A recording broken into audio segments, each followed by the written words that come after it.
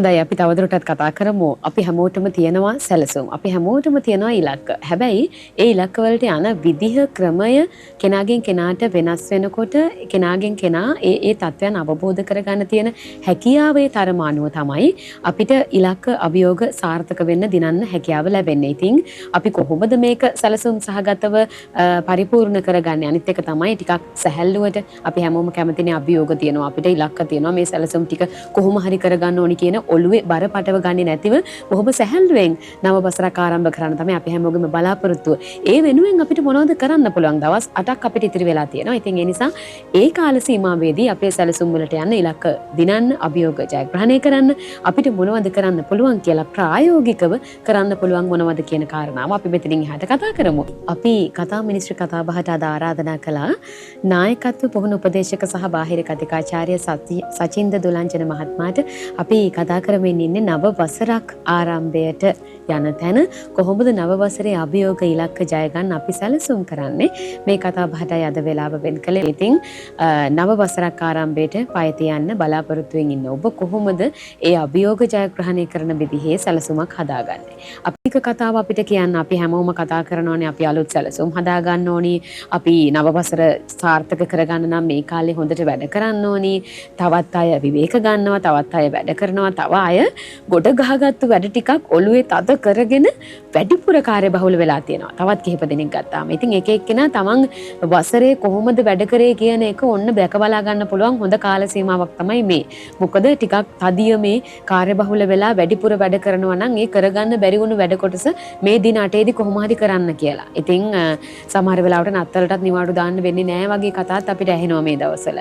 ඉතින් කොහොමද මේ වැඩේ ප්‍රායෝගික කරන්න? දැන් අපිට තියෙන පුරුද්දක් නැතිකමනේ. අපි විවේක ගන්න එක හරි වැඩ කරන එක හරි සැලසුම් සහගතව කරන්න බැරි එකේ අපිට තියෙන පුරුද්දක් නැතිකම.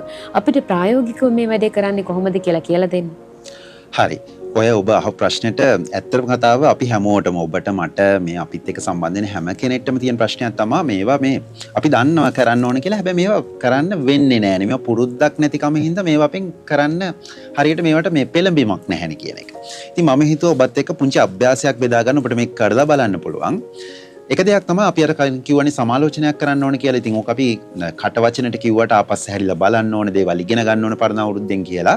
ඔබ මේ විදියට යම්කිසි ආකාරයක අර සිස්ටමැටිකලි හිතුවොත් එහෙම නැත්නම් මේක නිකන් ක්‍රමානුකූලව හිතුවොත් මෙන්න මේ විදියට පහුගිය අවුරුද්ද දිහා මම හිතනවා ඔබට යම්කිසි ආකාරයක හොඳ පින්තූරයක් පහුගිය අවුරුද්ද ගැන හා ඒ අවුරුද්දෙන් ඉදිරි අවුරුද්දට ගෙනියන්න පුළුවන් පාඩම් ගැන ගන්නට පුළුවන් වෙයි කියලා. එක දෙයක් තමයි ඔබට පුළුවන් බලන්නට තමන්ගේ හදවතට සමීපම දේවල් පහක් හිතන්න ඔබේ ජීවිතේ. තමන්ගේ හදවතට සමීපම දේවල් පහක්. ඒ පහ ඔබට සිද්ධ වෙනවා අපි කියනවා පෙළ ගස්වන්න ප්‍රමුඛතාවය අනුව. ඒක සමහරට කෙනෙක්ට ඔබේ පවුල වෙන්න පුළුවන් පළවෙනි ප්‍රමුඛතාවය, තව කෙනෙක්ට රැකියාව තියෙන්නට පුළුවන්, තව කෙනෙක්ට තමන්ගේ යම්කිසි ආකාරයක තමන් නිරත වෙන විනෝදාංශයක් වෘත්තියක් වෙන්න පුළුවන්. එහෙම නැත්නම් තමන්ගේ කරන වෙනත් කටයුත්තක් වෙන්න පුළුවන්. ඔබට පුළුවන් මේ පෙළ ගස්වන්න තමන්ගේ හදවතට සමීපම දේවල් ටික ප්‍රමුඛතාවය අනුව. ඊට පස්සේ ඔබට බලන්නට පුළුවන් ඔබ අවුරුද්දම යම්කිසි ආකාරයක ප්‍රතිශතාත්මකව ගත්තොත් මේ එක් දේවල් වෙනුවට එක් අංශයන් වලට ඔබ කොයිතරම් ප්‍රතිශතයක් වෙන් කරාද කියලා ඔබේ කාලේ. ඔබට සමහරවිට තේරෙන්න පුළුවන් ඔබ සමහරවිට මෙතෙන්දී ඔබේ පවුල ඔබ අංක 1ට ලියනවා ඇති. හැබැයි සමහරවිට ඔබ ප්‍රතිශතයක් විදියට ගත්තම ඔවුන් සමග ගත කරපු කාලය වෙන්න පුළුවන්. ඔවුන් එක කරපු දේවල් වෙන්න පුළුවන්. එතකොට ඔබට දැනෙන්න පුළුවන් මම මේ මගේ හදවතට සමීපව මම මෙතන පවුල තෝරගත්තට හැබැයි ඇත්තටම මම ඒ වෙනුවෙන් කාලය ගත කරලා තියෙන හරිම අඩුවෙන් නේද කියලා. ඉතින් ඒකින්ද ඔබට සිද්ධ වෙනවා මේ කාලය ගත කිරීම සම්බන්ධයෙන් මේ ප්‍රතිශතාත්මක ඔබට බලද්දී යම්සි ආකාරයක ඔබටම හිතා ගන්න පුළුවන් නැහැ මම ඇත්තටම වෙලාව වෙන් කරලා තියෙන අවුරුද්දෙන් වැඩි ප්‍රමාණයක් මගේ හදවතට සමීප දේවල් වලටද කියන ප්‍රශ්නෙට හරි උත්තරයක් හොයාගන්න. ඒ වගේම තමයි අපි දන්නවනේ අර මේ බැංකු ගිණුම් තියෙනවානේ බැංක් accounts. ඉතින් ඔන්න ඔය වගේ පොඩි account එකකුත් ඔබට ලියලා බලන්නට පුළුවන්. මේ account එකේ හැබැයි ලියන්නේ මේ ගිණුමේ අපි ලියන්නේ ටිකක් වෙනස් දේවල් ටිකක්. සාමාන්‍යයෙන් ගොඩ දෙනෙක් හිතනවා සමන්ගේ පෞද්ගලික දියුණුව එහෙම නැත්නම් මේ අවුරුදු new year resolutions එහෙම නැත්නම් අලුත් අවුරුදු ඉලක්ක ගැන කතා කරද්දී මේ අපි කතා කරන්නේ රැකියා දියුණුව, අධ්‍යාපනික දියුණුවන් මේ දේවල් ගැන කියලා. හැබැයි මගේ පෞද්ගලික මතය මේ සම්බන්ධයෙන් වෙනස්. අපි දියුණුව විදියට දකින්නට ඕන මේ සම්පූර්ණ සුවතාවය. ඔබේ මානසික සුවතාවය, කායික සුවතාවය, ඒ වගේම ඔබේ පෞද්ගලික ජීවිතයේ ඔබ ලබන මේ දියුණුවන් මේ හැමදේම එකට ගත්තම තමයි මං හිතන්නේ දියුණුව විදියට අපිට ගන්න පුළුවන්. එහෙම නැත්නම් ඔබ රැකියාවේ විතරක් දියුණු වෙලා ඔබ රෝගී වෙනවා නම් කෙටි කාලෙකින් මම හිතනවා ඒ දියුණුව අපිට සැබෑ දියුණුවක් විදියට සලකන්නට බෑ.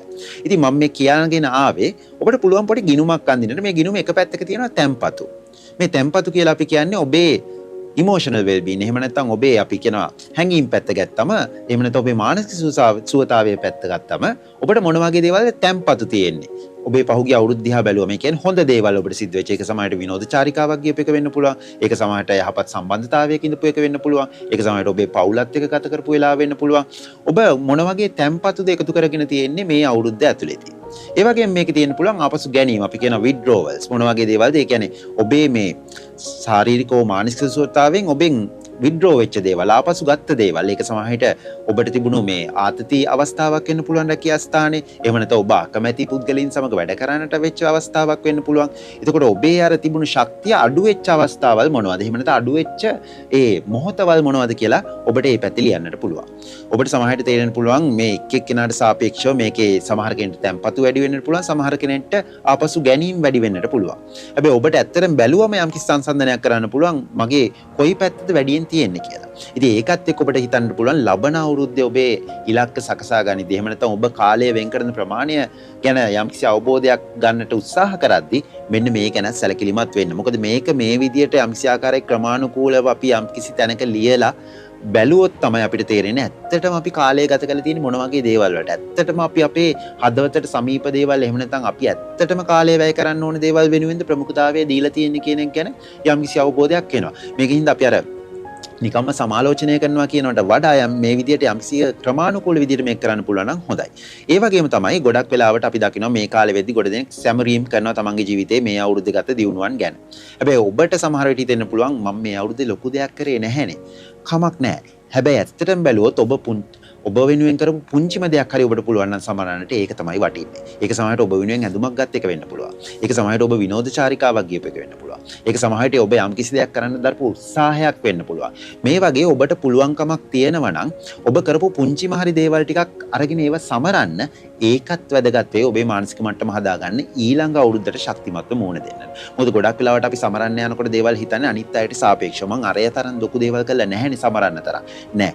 ඔබ යම් කිසි දෙයකට වෙච්ච මහන්සිය දන්නේ ඔබ විතරයි. ඔබට ඔබ වටේ ඉන්න ආදරණියන් විතරයි. ඒ හින්දා එය සමරන්නට ඔබට පූර්ණ අයිතිය තිබෙනවා. ඒ සැමරීමෙන් යම්කිසි ආකාරයක ඔබට මං අර කිව්වා වගේ මානසික ශක්තිය වැඩි වෙන්නත් හේතු සාධක වෙනවා. මං හිතන්නේ මේ අවුරුද්දේ මෙන්න මේ කාලය මං හිතන්නේ ආපහු අපේ ජීවිතයේදී ආපස්සට හැරිලා බලලා අපි කරපු දේවල් ගැන ආපහු සැමරීමක් කරන්නත් මං හිතන්නේ ඉතාමත් වැදගත්.